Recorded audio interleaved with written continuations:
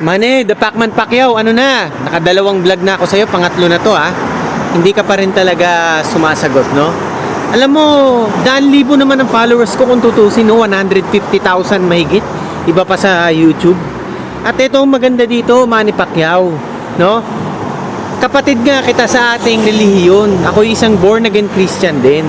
At talagang naiinis lang ako sa mga pinag-aagawa mo, no? Isa kang public figure, sikat kang tao, dahil yan sa itaas, dahil sa Panginoon, Manny Pacquiao, no? Wala yan lahat sa'yo, wala yan lakas mo, wala yan yaman mo, wala ang kasikatan mo, kung hindi dahil sa Panginoon. Hindi yan dahil sa kakayanan mo, kahit ano pang galing mo, kung hindi yan talaga plano ng Panginoon sa'yo, ha? Wala yan. Kaya ito, Manny Pacquiao, gusto ko lang bigyan ka ng pangaral, no? Bilang isang born again Christian, kahit ako'y baguhan pa lang, no?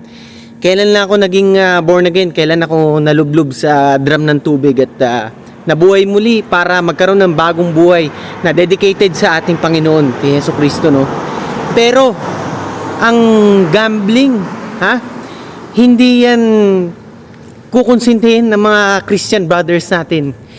Kahit na hindi direktang involved sa gambling, no? Yung bagay na pagka ang isang tao nagiging instrumento, no? O yung halimbawa yung money pay, no?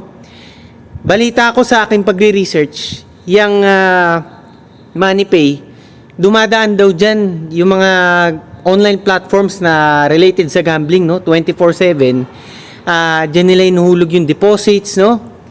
At ang dami-daming naghihirap ngayong milyong-milyong mga Pilipino, Manny Pacquiao, dahil sa gambling. Ang sugal ay isang bisyo. At anything related sa sugal, kahit na hindi directly sinasabi na merong gambling apps, no, na nakapangalan sa'yo, wala mang ganun. Pero yung MoneyPay nagagamit na paraan para sila makapag-deposito at makapaglaro nga sila dun sa mga gambling apps na yun. Kaya Manny Pacquiao, no, iba pa dyan yung mag-speak out kapag kami nakikitang kamalian sa gobyerno o sa ating lipunan. Trabaho yan ng isang Kristiyano. Oo. Kaysa ng dalawa ni Joel Villanueva. Ang mga titingalain sana namin, mga Kristiyano, particularly ang born again Christians. Pero parang kami nadidismaya at ako'y nadidismaya. Sobra-sobra talaga sa'yo, Manny Pacquiao. Kaya gusto ko nang idaan sa ganito.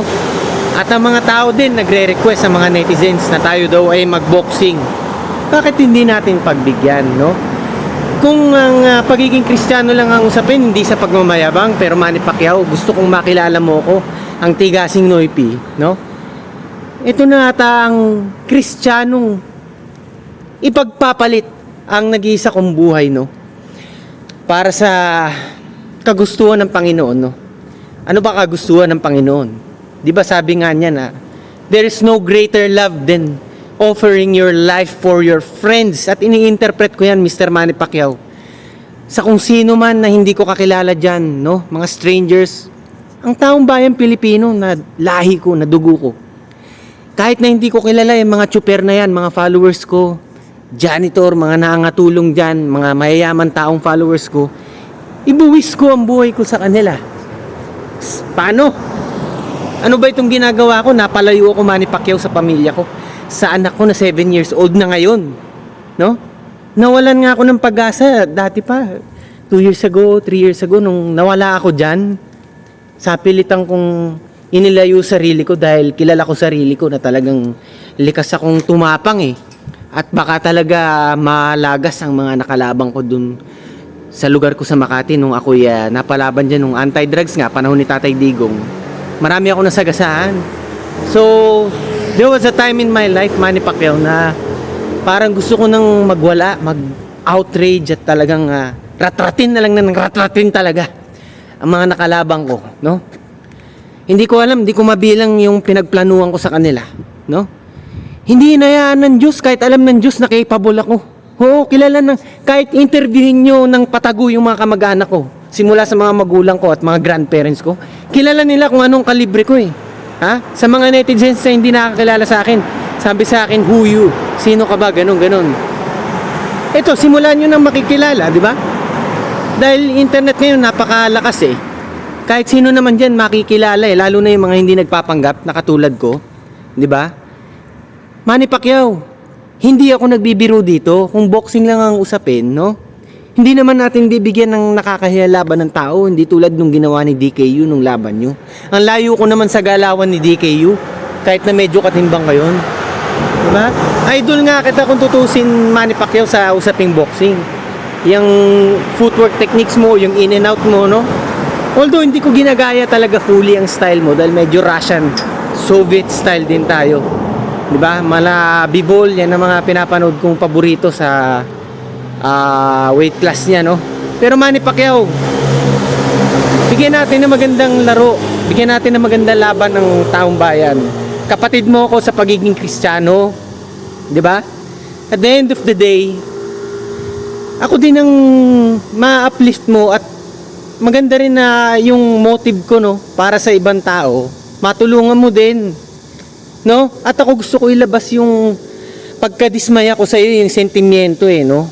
Sa paraan ng ganyan, hindi naman tayo magsasaksakan, hindi naman ganun eh.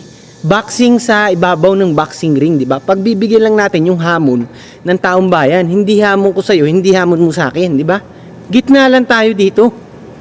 So ayan mga Kanoypi, sana lang talaga eh makarating to kay Manny Pacquiao, no? Kahit na sa ibang bansa, wag lang sa Pilipinas ngayon kasi ayokong sinasalba ko yung sarili ko dahil gusto ko talagang i-dedicate pa itong buhay kong natitira para sa sambayan ng Pilipino. Ayokong makapagwala dahil kilala ko sarili ko, mga Kanoypi. Ako ang pinakabuo ang loob sa buo loob, kahit na yung mga leader ng mga gang na yan, yung mga sindikato na yan, kaya kong patunayan sa kanila na kaya kong rerespetuhan ako ng mga tauhan kung magkakaroon ako ng mga maraming tauhan. Dahil ako, kung usapang barilan lang o saksakan, no? Gusto ko ako mag-exemplify na kaya ko talaga.